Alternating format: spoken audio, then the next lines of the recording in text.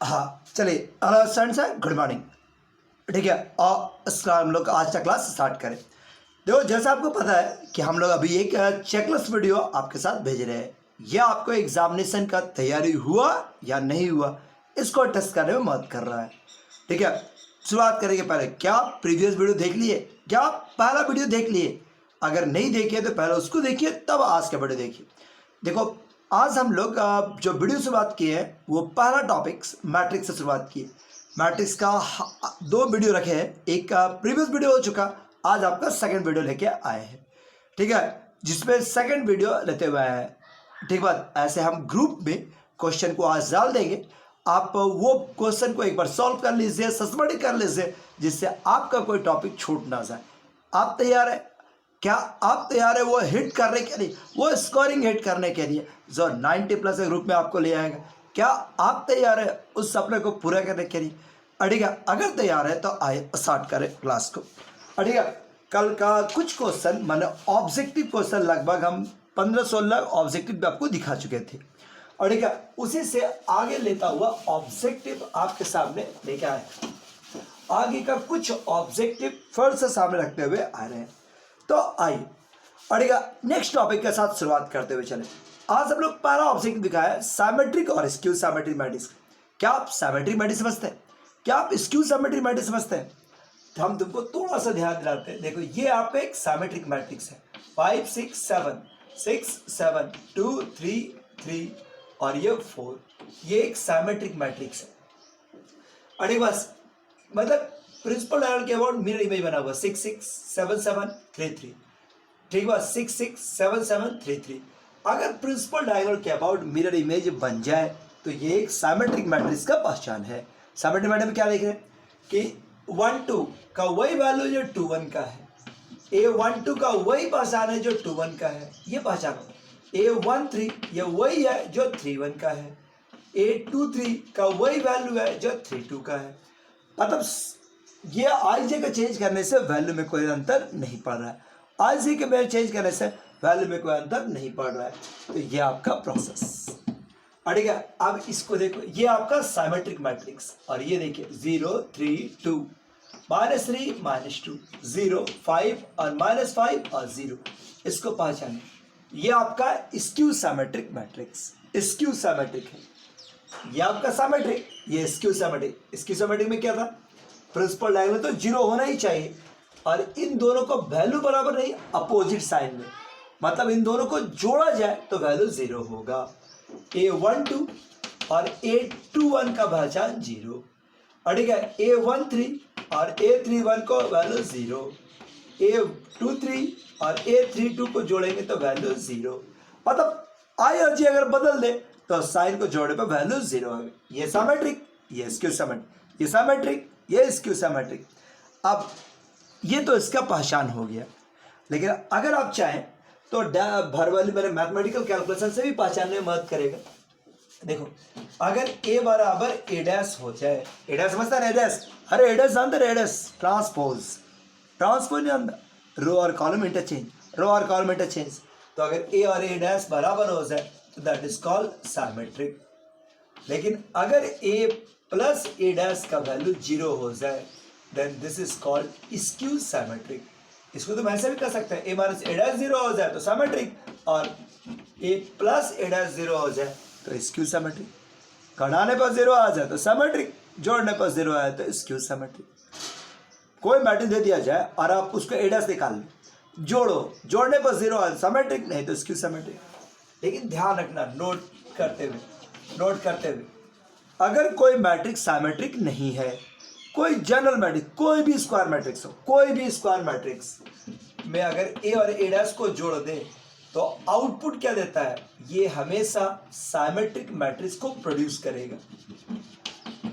A symmetric रहे या मत रहे, A सिमेट्रिक रहे या नहीं रहे, ठीक बस, लेकिन A प्लस A डैश करने पर आपको हमेशा सिमेट्रिक ही मिलेगा, और A माइनस A डैश करने पर ये स्क्यू सिमेट्रिक ही मिलेगा। क्या है? ठीक है, ठीक है, सुनने में उल्टा है। यहाँ पर माइनस है तो सिमेट्रिक था और यहाँ पर माइनस है तो स्क्यू सिमेट्रिक। तो ध्यान देना, ध्यान दो बढ़िया से, ध्यान दीजिए, नहीं ध्यान दे रहा है, अरे ध्यान दो। आगे ए का matrix A minus A dash करने पर जीरो आ जाए, जीरो, तो that is called skew symmetric, that is called symmetric. लेकिन ए माइनस ए डैश करने पर कुछ भी मिलेगा तो वो स्क्यू सिमेट्रिक ही होगा। कोई भी मैट्रिक्स ए दिया हुआ है तो स्क्यू सिमेट्रिक ही होगा। ये मिलेगा और ये ऑलरेडी है, दोनों मंत्र समझिए, बस ध्यान रखना इसका, मिस नहीं करेगा, ध्यान रखना इसको। सिमेट्रिक और सिमेट्रिक है बस, और ये उसका स्क्यू सिमेट्रिक मैट्रिक्स। अब इसी पर कुछ ऑब्जेक्टिव आपको दे दिए, लगातार क्वेश्चन दे दिए, 17, 18, 19, 20, सब पांचों क्वेश्चन देख सकते बन गए, सिमेट्रिक और स्क्यू सिमेट्रिक। अरे बस जैसे हम दिखे क्वेश्चन नंबर 17 देखो क्या बोले, A is any symmetric matrix, A is any symmetric matrix, then मतलब कौन सा लेसन सही है, ए प्लस ए डैश बराबर 0, ए माइनस ए डैश बराबर 0, ए इंटू ए डैश बराबर 0 और नन, कौन सा होगा। अभी ने बताया अभी जस्ट 10, अगर ए ऑलरेडी सिमेट्रिक है, सिमेट्रिक है तो ए माइनस ए डैश बराबर क्या होता है, 0। ठीक, बस ए इज सिमेट्रिक, अगर ए सिमेट्रिक है then A minus A dash बराबर 0, ए माइनस ए डैश बराबर 0। हाँ, अगर तुम्हारे पास ये रहा था ए और स्क्यू सिमेट्रिक रहा तो ए इज स्क्यू सिमेट्रिक रहा, अगर स्क्यू सिमेट्रिक रहा तो ए प्लस ए डैश बराबर 0। क्या यार बढ़ गया, मतलब तो वही पूरा पूरा हो गया। और ए प्लस ए डैश करने पर ए कोई भी मैट्रिक्स हो, फिर सुन लो, ए पहले से सिमेट्रिक होना जरूरी नहीं, रह भी सकता है नहीं भी रह सकता है। A is any square matrix, A plus A dash क्या देगा, ए प्लस ए डैश क्या देता है तो 10 असिमेट्रिक, और ए माइनस ए डैश क्या देगा तो that is called skew symmetric. तो बार बार सावधान करते हुए ध्यान देना, उल्टा ना हो जाए कहीं, ज़्यादा मजा देना, नहीं तो मतलब जितना सावधान रहो उतने गलती हो सकती, जितना सावधान रहो उतनी गलती, होश में मन लगा के देख लेना। ये बढ़ी क्या, एक दिया हुआ है क्वेश्चन में 21, A and B are symmetric, A और बी दोनों सिमेट्रिक, ए भी सिमेट्रिक बी भी सिमेट्रिक, तो ए बी माइनस बी ए क्या देगा, अगर दोनों सिमेट्रिक है तो ए बी माइनस बी क्या देगा, अरे क्या देगा 0 देगा, और क्या, A B minus B A is a 0 matrix, A B minus 0 is a 0 matrix. एक क्वेश्चन नंबर 24 देखो, बहुत अच्छा क्वेश्चन, ए इज सिमेट्रिक भी है and A is skew symmetric भी है, एक ही मैट्रिक्स एक ही समय में सिमेट्रिक भी है स्क्यू सिमेट्रिक भी है, ये कौन सा हो सकता है। कोई मैट्रिक्स सिमेट्रिक भी है और उसी समय में स्क्यू सिमेट्रिक भी है, मतलब ए प्लस ए डैश सिंपल सोचो, सिमेट्रिक भी है उसकी सिमेट्रिक, बताओ ए कैसा मैट्रिक्स, सिंपल समझाओ। सिमेट्रिक होने का मतलब, मतलब स्क्यू सिमेट्रिक होने का मतलब ए माइनस ए डैश बराबर 0, सही या गलत, सिमेट्रिक का मतलब है ना, स्क्यू सिमेट्रिक का मतलब ए प्लस ए डैश बराबर 0, गवर्णन क्या है सिमेट्रिक, ये आपका स्क्यू सिमेट्रिक। अब ये देखो ए के बारे में सोचते हैं, जोड़ो इसको, अगर आप इसको जोड़ते हो ए और ए डैश कैंसिल, 2a बराबर 0, ए बराबर क्या आ गया 0 मैट्रिक्स। मतलब ये जो डिफिनेशन है ये बहुत काम का, ए बराबर क्या आ गया 0 मैट्रिक्स। एक ही मैट्रिक्स सिमेट्रिक भी होगा स्क्यू सिमेट्रिक भी होगा, सिमेट्रिक भी होगा स्क्यू सिमेट्रिक भी होगा, एक ही शर्त पर, एक ही शर्त है, क्या बात क्या, A is equal to 0, A is equal to 0, ठीक है, ए मैट्रिक्स सिमेट्रिक भी होगा स्क्यू सिमेट्रिक भी होगा, then A is equal to क्या होता है 0, तो ए मस्ट बी 0, ठीक, बस ए इज द 0, ठीक है। एक मैट्रिक्स सिमेट्रिक भी होगा स्क्यू सिमेट्रिक भी होगा, then A is equal to 0, ठीक, बस। अब एक और क्वेश्चन देखो, अच्छा, A is any square matrix, A is any square matrix, कोई एक स्क्वायर मैट्रिक्स, अड़ेगा A is any square matrix, A square बराबर ए, देन ए के बारे में क्या कहा जा सकता है, इसमें बहुत कंफ्यूजन आता है। अड़ेगा कोई मैट्रिक्स ए बराबर ए हो, ए स्क्वायर का वैल्यू ए के बराबर हो जाए तो ए कैसा मैट्रिक्स है, बताओ, तो ये बोला बताओ, ए is any square matrix,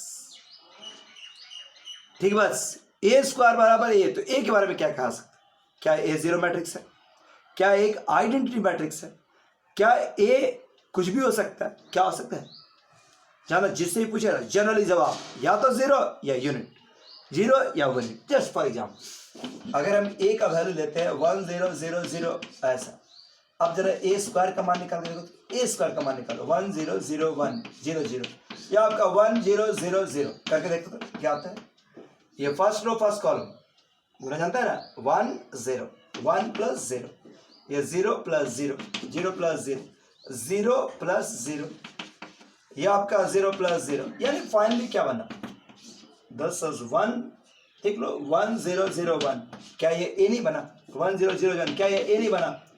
so A square का वैल्यू ए आ जाए तो ऐसा कोई गारंटी नहीं है कि ए यूनिट, ए जीरो भी हो सकता है, ए यूनिट भी हो सकता है, हमें नहीं कहा यूनिट नहीं होने पर नहीं होगा, ए जीरो भी हो सकता है, ए यूनिट भी हो सकता है, लेकिन एक ए और भी कुछ हो सकता है, ए और भी कुछ हो सकता है। इसलिए अगर ए बराबर ए स्क्वायर बराबर ए आ जाए तो ये सोचना गलत है कि A is a zero, A is a unit, नहीं जी, ए और भी कुछ हो सकता है, इसलिए ध्यान रखना। हाँ, अगर कोई हमसे पूछेगा जीरो का स्क्वायर तो जीरो, अगर कोई हमसे पूछेगा आई का स्क्वायर तो आई, नो डाउट, लेकिन रिवर्स सही नहीं। अब रिवर्स सही नहीं है, ठीक है, बस इसको ध्यान रखना। अब इसी पर बेस्ट एक क्वेश्चन तुमको हम ऑब्जेक्टिव के रूप में दिए हैं, ठीक है, इसी पर एक क्वेश्चन नंबर 25 कि A is any square matrix, A is any square matrix, A कोई स्क्वायर मैट्रिक्स है ऑलरेडी इस प्रकार से कि ए स्क्वायर का वैल्यू क्या आता है ए, देन आई प्लस ए का होल क्यूब माइनस 7a का मान क्या होगा, आई प्लस ए का होल क्यूब माइनस 7a का मान क्या होगा, तुमको क्या लगता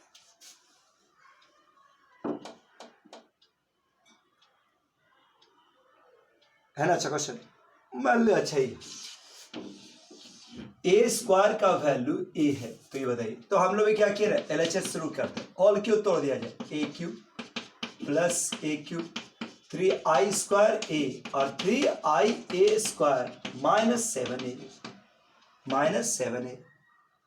क्या याद बढ़े, क्या जोड़ दीजिए, आई क्यूब का वैल्यू, आई में एक खासियत है, आई का पावर 1 2 3 4 5 700 जहां तक गिन सकते गिन लो, सबका वैल्यू कितना आता है आई, तो हम जल्दी जल्दी फाइल लेते हैं आई, ए क्यूब का वैल्यू, ए क्यूब का वैल्यू, ए क्यूब का वैल्यू, ए क्यूब का वैल्यू क्या होगा, अरे इसमें तो ए स्क्वायर दिया है, ए देवे नहीं किया है, थोड़ा सा दिमाग लगाओ, ए क्यूब को हम ऐसा लिख सकते हैं ए स्क्वायर गुना ए,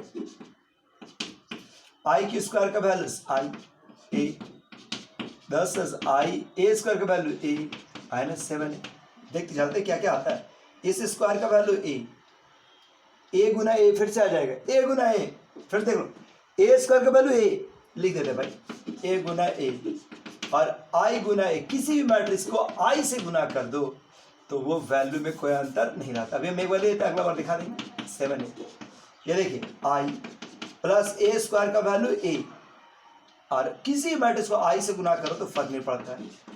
अब ये साधारण अलजेब्रा जाए, 6 और 1 7, 6 और 1 7, 6 और 1 7, 7a और 7a cancel, so 10 is I, identity matrix, 10 is I, identity matrix, so results होगी अड़ी बस। सो ये आपका आई, ये एक आइडेंटिटी मैट्रिक्स हुआ, ये एक आइडेंटिटी मैट्रिक्स हो गया, क्या याद बढ़े क्या, बस इतना ही तो पास आना। चलिए नेक्स्ट अब आप आगे बढ़ते हुए चलिए, ए एक आइडेंटिटी मैट्रिक्स है, सो प्रूव्ड होगी। एक तुम्हारे पास सिंगुलर और नॉन सिंगुलर मैट्रिक्स, ये क्या था, सिंगुलर मैट्रिक्स किसे कहते हैं, फिर एक क्वेश्चन नंबर जो 26 है वो सिंगुलर मैट्रिक्स, सिंगुलर मैट्रिक्स और सिंगुलर मैट्रिक्स किसे कहते हैं, सिंगुलर मैट्रिक्स किसे कहा, corresponding determinant is 0 then it is called singular, मतलब a का corresponding determinant का वैल्यू 0 आ जाए then a is called singular, a is called singular matrix, singular matrix। और अगर डिटर्मिनेंट्स का वैल्यू नन जीरो आ जाए then A is called non singular, then A is called non singular, ये non singular कहलाएगा। तो पहचान ये रखना, अगर डिटर्मिनेंट्स का वैल्यू जीरो हो जाए, माने कोई मैट्रिक्स दिया होगा उससे करस्पॉन्डिंग डिटर्मिनेंट का वैल्यू जीरो आ जाए तो दैट इज कॉल्ड सिंगुलर, नहीं आए तो नन सिंगुलर। ध्यान पर रखते हुए एक और ऑब्जेक्टिव 27 नंबर, वो एक बार देखिए बेटा इसको। ये देखिए एक मैट्रिक्स दिया हुआ, बहुत ही अच्छा क्वेश्चन। क्या बोला? A is any matrix, any square matrix of 3 into 3 order, any square matrix of 3 into 3 order, नहीं ठीक, बस जिसका डिटर्मिनेंट ऑफ ए का जो डिटर्मिनेंट है वो कितना है 5। ए को स्क्वायर मैट्रिक्स है, A is any square matrix 3 into 3 order का, जिसका डिटर्मिनेंट का वैल्यू ए, जिसका डिटर्मिनेंट का वैल्यू ए, जिसका डिटर्मिनेंट का वैल्यू ए। अरे बस अब क्या बोला? देन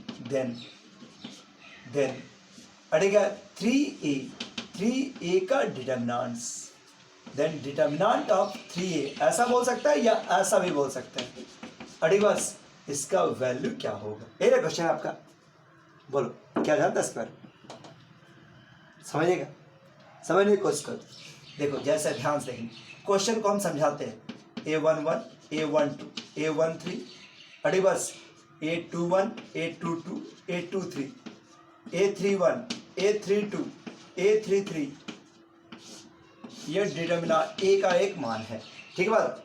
और जिसका डिटर्मिनेंट निकाला जाए, डिटर्मिनेंट्स, इसी का डिटर्मिनेंट निकाले, देखो डिटर्मिनेंट ऑफ ए, तो हम इसी का डिटर्मिनेंट निकाले तो कितना आया 5, लेकिन 3a का डिटर्मिनेंट चाहिए। अब बताओ 3a बराबर क्या हो गया? 3 से गुना किए, सो 3a11, 3a12, 3a13, 321, 322, 3a का मतलब बता रहे हैं, तो हम 3a का मतलब समझा रहे हैं।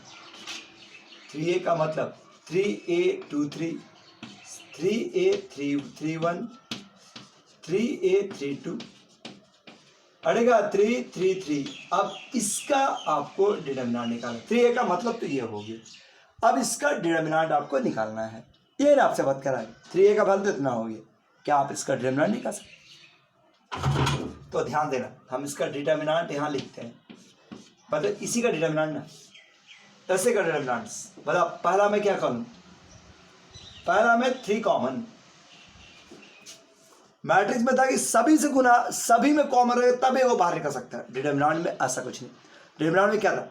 किसी भी रो, किसी भी कॉलम में कोई चीज कॉमन तो आप निकाल सकते। इसमें से 3 कॉमन, इसमें से भी 3 कॉमन, और इसमें से भी 3, सो बाहर क्या हो गया? 3 into 3 into 3, और A11, A12, A13, ठीक है, A21, A22, A23, A31, A32 और A33।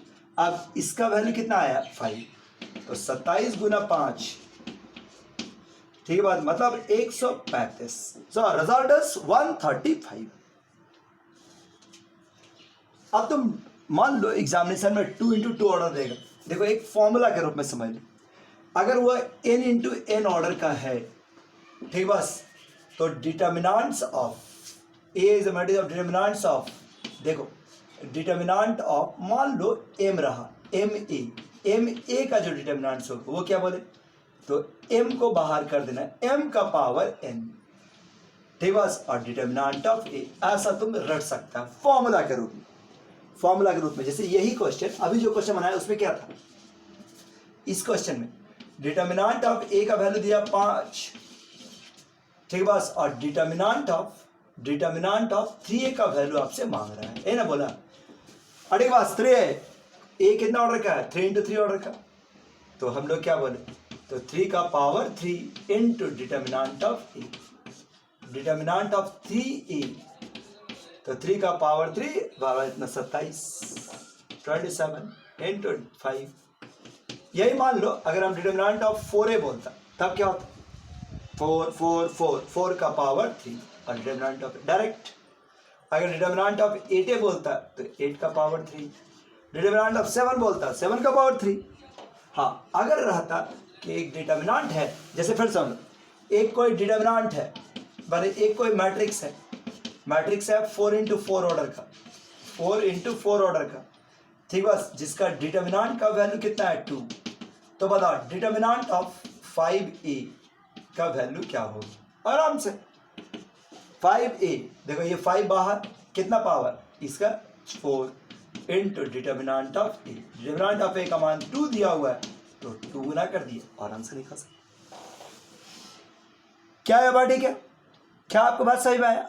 बहुत ही अच्छा ऑब्जेक्टिव, सीरियसली ऑब्जेक्टिव। अरे अब लो कुछ क्वेश्चन हम चाहते हैं सब्जेक्टिव में। देखो इस बार सिलेबस में सब्जेक्टिव तो नहीं है, सब्जेक्टिव नहीं है, मतलब आने का चांसेस नहीं है, लेकिन बाय द वे, ठीक बस हम चाहते हैं कि आपका कोई क्वेश्चन मिस ना करे, कोई धोखा ना हो, तो आप कुछ सब्जेक्टिव क्वेश्चंस जरूर रिवाइज कर लो, कुछ सब्जेक्टिव, कुछ न माने ना तब भी कुछ कर लो। देखो ऐसा, जैसे एक क्वेश्चन दिए हम इसमें, हम ज़्यादा कहाँ रखे, 7-8 क्वेश्चन दिए बस। x ये हो गया 2 3, ये हो गया y -1 और 1 बराबर 10 5, 10 और 5।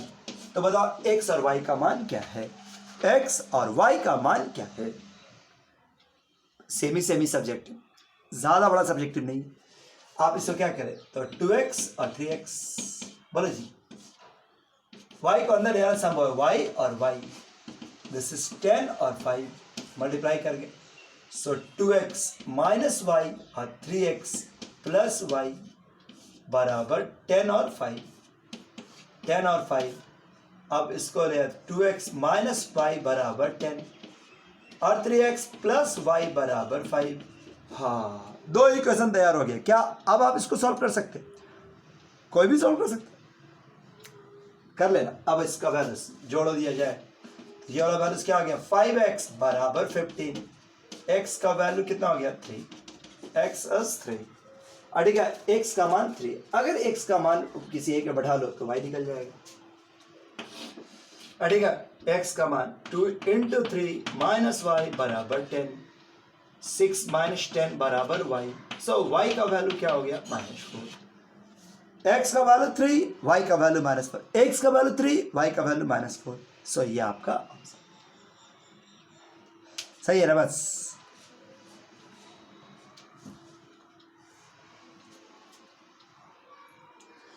चलिए नेक्स्ट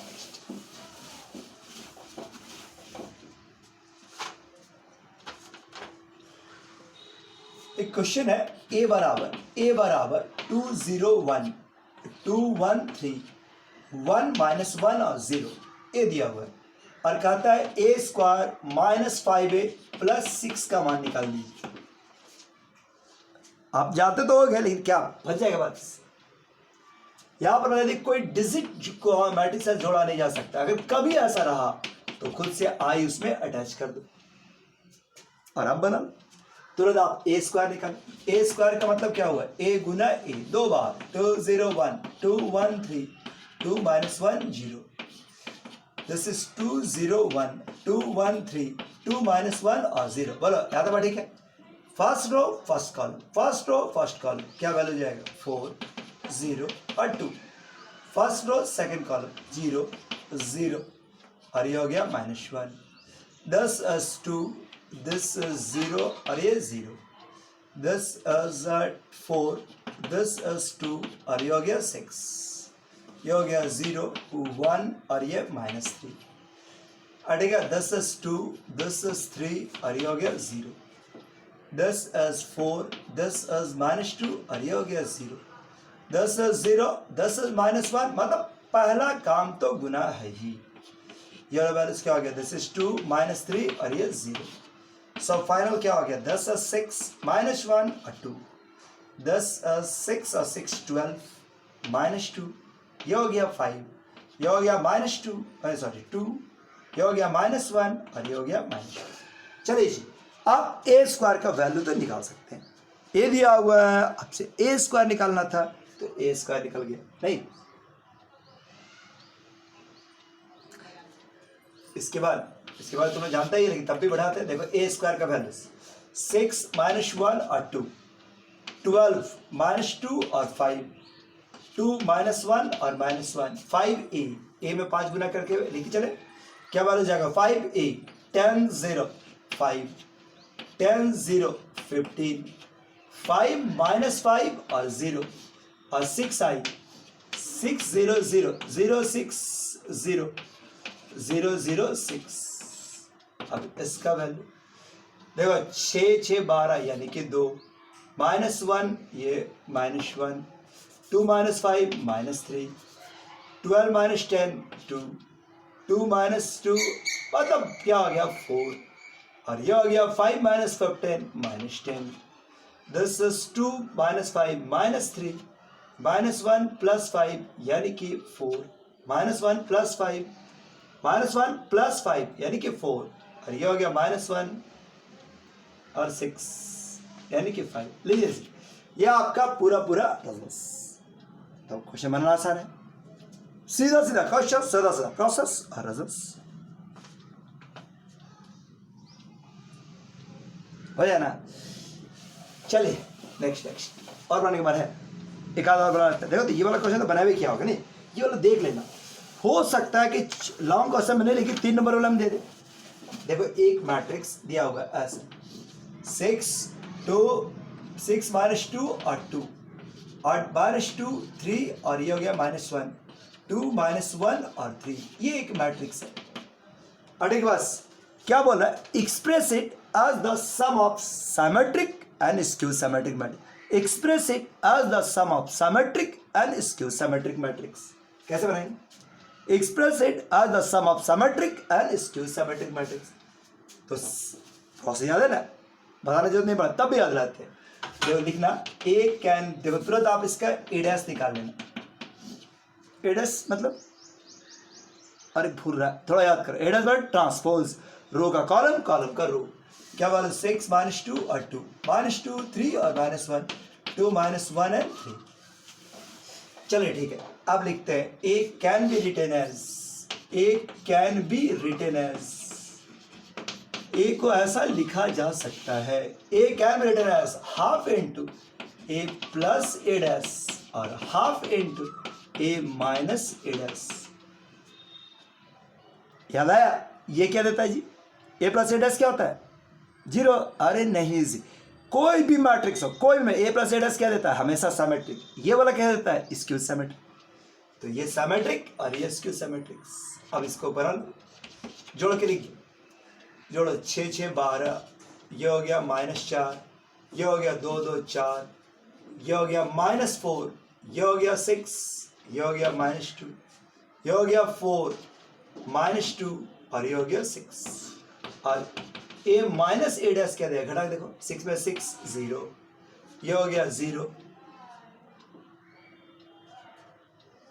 अठी बात 6 में 6 0 0, देखो एक 6 में से 6 अड़ेगा, 6 में से 6 गया तो 0, -2 में से -2 गया 0, 2 में से 2 गया तो 0, -2 3 और -1 क्या दिया है जी, तो पूरा 0 0 हो जा रहा है। 2 3 are the sum of symmetric and skew symmetric matrix। ये तो पूरा ही 0 आ गया। चलो ठीक है, कोई बात नहीं, 0 0 0 ऐसा ही कुछ मैट्रिक्स तैयार हो गया। ठीक है बात। तो ये वाला हमेशा क्या होता है सिमेट्रिक, ऐसे तो ये पहला ही सिमेट्रिक था, ये वाला स्क्यू सिमेट्रिक था, तब भी हमसे बोला तो हम दिखा दिए। कुछ भी आएगा कोई फर्क नहीं पड़ता है, आप सो कर लेना। चलो next question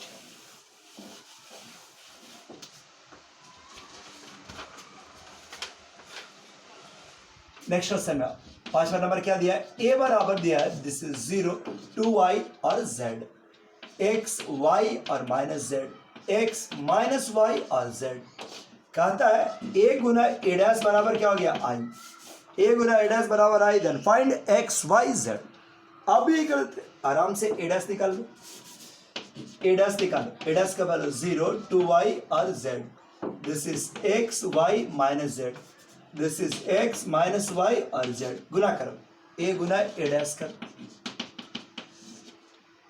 first row first column गुना करो, 0 दिस इज 4y स्क्वायर और प्लस z स्क्वायर, ये वाला गुना किए, this is 0, 2y square minus Z square, और ये वाला गुना किए तो ये वाला वैल्यूज क्या हो गया 0 माइनस 2y स्क्वायर, और ये हो गया जेड स्क्वायर। ये वाला गुना किए first second row first column, second row first column, क्या हो जाएगा 0 2y square, second row first column 2y square minus Z square. ये वाला गुना किए X square plus Y square plus Z square, ये वाला इसके साथ नहीं एक्स स्क्वायर, ठीक है। ये वाला वैल्यूज क्या हो गया X square minus Y square, और ये हो गया माइनस जेड स्क्वायर।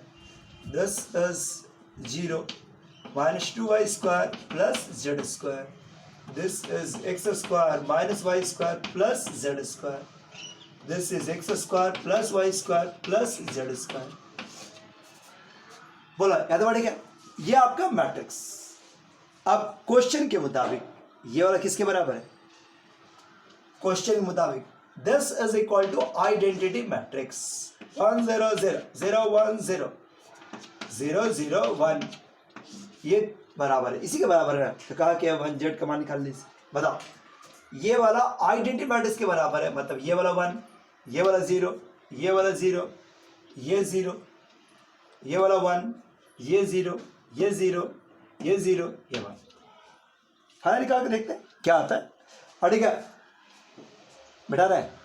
अब देखो हम इक्वेट करते हैं तो क्या क्या मिलेगा, 4y स्क्वायर अब प्लस जेड स्क्वायर बराबर 1, X square plus Y square plus Z square बराबर 1, और ये भी तो वही मिल गया, इसमें भी आपका वही आ गया। अब 2y square minus Z square बराबर 0, लगता है सब में वही मिला है।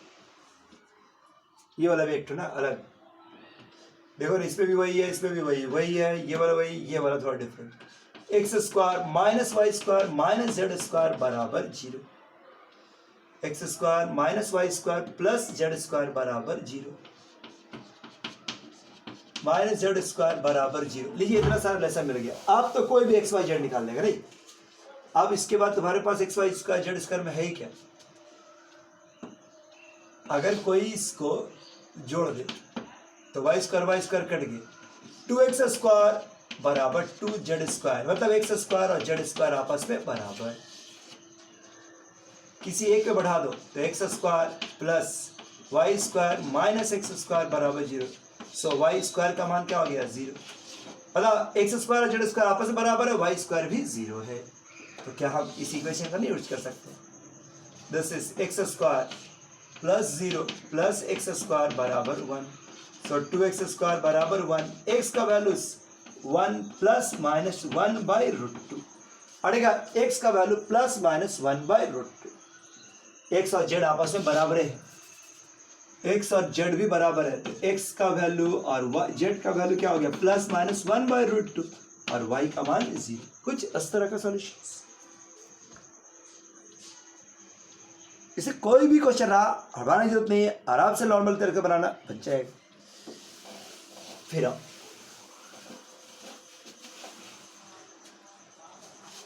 देखो एक क्वेश्चन सही है, x माइनस 5 और माइनस 1, ये दूसरा मैट्रिक्स 1 0 2 0 2 1 2 0 3, अड़ेगा x 4 1। अगर ये एक जीरो मैट्रिक्स है तो आपसे कहता है फाइंड x का मान निकाल लीजिए। अगर ये जीरो मैट्रिक्स है तो x का मान निकाल लीजिए। कोई मैट्रिक्स दिया हुआ है, अगर ये जीरो मैट्रिक्स है तो x का मान निकाल लीजिए। गुना कर फर्स्ट रो से गुना, this is x, this is 0, this is minus 2, this is 0, this is minus 10 और 0। ये वाला वैल्यूज क्या आ गया, दिस इज 2x माइनस 5 और माइनस 3। ये वाला वैल्यूज क्या हो गया, दिस इज x 4 1 और that will be equal to 0। क्या आ गया x माइनस 2 माइनस 10 और 2x minus 8। This is x 4 1, this is 0। लो गुना करो first row first column, X square minus 2x minus 40 और ये हो गया 2x माइनस 8 बराबर 0। 2x और 2x कैंसिल, एक्स स्क्वायर बराबर 48, सो x का value plus minus root under 48 और आराम से सॉल्यूशन। इसे जो भी बोले कर, ये सब्जेक्टिव जरूर है लेकिन लॉन्ग नहीं, ये 3 नंबर मैक्सिमम, हो सकता है 1 नंबर में भी कभी दे दे, इसलिए आप इसको अवॉइड नहीं करें, देख लो। अब इसके बाद जो ट्रेडिशनल लॉन्ग क्वेश्चन 2 ठो है वो भी एक एक ठो देख लेना, एक एक क्वेश्चन देख लेना। जहाँ से आपसे कहा जाए कि कोफैक्टर और माइनर, अड़ेगा फिर आपका कोफैक्टर और माइनर पर एक क्वेश्चन।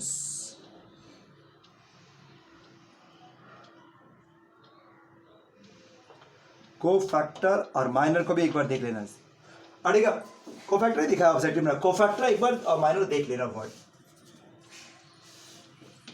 कोफैक्टर और माइनर।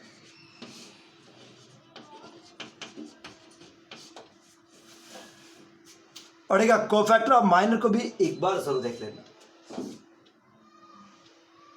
ठीक है। इस पर भी फेमस आपका क्वेश्चन रह सकता है, ठीक है। तब भी हम याद दिलाते हैं, देखो A11, A12, A13, अड़ेगा A21, A22, A23, A31, A32 और A33।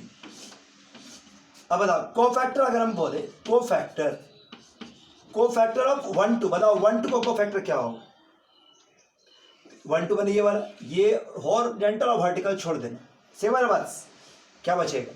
A21, A31, A23 और A33, ठीक बस। और बाहर में क्या है साइन, कोफैक्टर लेंगे तो 1 और 2 जोड़े, ऑड नंबर आया तो माइनस, ऑड नंबर आ जाए तो माइनस, ये कोफैक्टर है। और अगर माइनर का बात कर दे, माइनर ऑफ A12, ये वाला क्या होता है? तो ये वाला साइन को हटा दो, जो रिजल्ट आएगा प्लस आए माइनस है उससे फर्क नहीं पड़ता है, जो इसका वैल्यू आएगा, मतलब यहां वाला साइन मेंशन नहीं करेंगे तो दैट इज कॉल्ड माइनर। ये आपका कोफैक्टर, ये आपका माइनर, ये कोफैक्टर, ये आपका माइनर, क्या है ठीक है।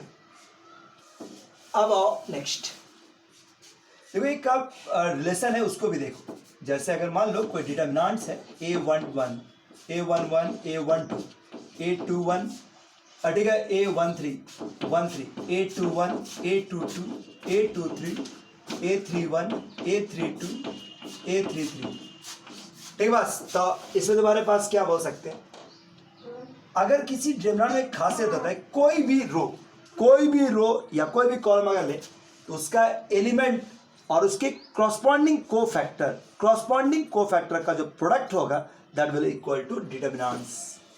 मतलब डिटर्मिनेंट्स ऑफ ए अगर हम बात करें तो डिटर्मिनेंट ऑफ ए बराबर क्या हो गया, A11 into cofactor of C7 में cofactor of 11, A12 into cofactor of 12, कोई साइन में चेंज, सब बार प्लस, A13 और कोफैक्टर ऑफ 13। अगर आप चाहो तो 21 भी ले सकता है, A21 cofactor of 21, A22 cofactor of 22, A23 cofactor of 23। Column में भी चल सकता है, देखिए कॉलम बाई भी चल सकता है, सब डिटर्मिनेंट्स है। लेकिन अगर कोई एलिमेंट और दूसरे रो का कोफैक्टर गुना कर दे, ध्यान देना, जैसे A11 और कोफैक्टर ले ले 21 का, कोफैक्टर ले ले 21 का, A12 मतलब कोई एक रो और दूसरे रो का कोफैक्टर ले ले 22, A13 और 23, तो इसका वैल्यू क्या होता है 0। सावधानी से देख लेना, बहुत इंपॉर्टेंट लेसन के रूप में, ठीक है बस।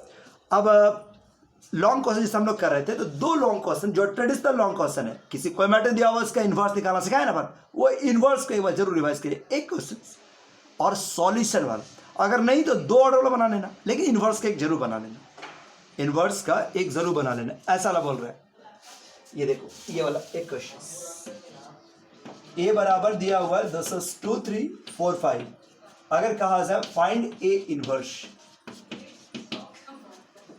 इनवर्स निकाल दीजिए, ए इनवर्स, तो क्या चाहिए, सबसे पहले कोफैक्टर निकालो, मैट्रिक्स फॉर्म बाय कोफैक्टर, ये वाला बोल रहे मैट्रिक्स फॉर्म बाय कोफैक्टर, ठीक है, कोफैक्टर से मैट्रिक्स तैयार किया जाए। बताओ 2 का कोफैक्टर क्या हो जाएगा, रो और कॉलम छोड़ दिए, केवल 5। 3 का कोफैक्टर लेंगे, 3 का तो -4, ये माइनस समझता है, माइनस पर ध्यान देना, -4। 4 का कोफैक्टर लेंगे तो -3 और ये 5, ये matrix form by cofactor. So adjoint of A क्या आता है, ट्रांसपोज, यानी कि 5 और -4, -3 और 5। ये वाला बोल रहा है डिटर्मिनेंट ऑफ ए का डिटर्मिनेंट निकालो, कितना हो गया 10 माइनस 12 यानी कि -2। सो बता ए इनवर्स। अब ए इनवर्स अगर बनाना चाहें तो क्या होगा, adjoint of A divide by determinant of A. ये जो ट्रेडिशनल मैथ्स ठीक है, जो ट्रेडिशनल मैथ्स है वो जरूर बना। 5 - 4 -3 और 5 और डिवाइड बाय -2। और आज सॉल्यूशन वाला बात तो देख सकता है, ऐसा उसका बहुत ज़रूरत नहीं, लेकिन तब भी इस टॉपिक देख लेना तो कवर हो जाए। ठीक है, इतने काफ़ी है। लो इतना टॉपिक कर लो तो मैट्रिक्स का कोई क्वेश्चन नहीं छोड़ रहा है। और ठीक है, अगर कोई स्टूडेंट्स को क्वेश्चन चाहिए, ग्रुप में हम क्वेश्चन भेज दे रहे हैं, लेकिन अगर किसी स्टूडेंट को जो ग्रुप में जुड़े हुए नहीं है, अगर कोई क्वेश्चन चाहिए तो इस नंबर पर मैसेज कर लेना।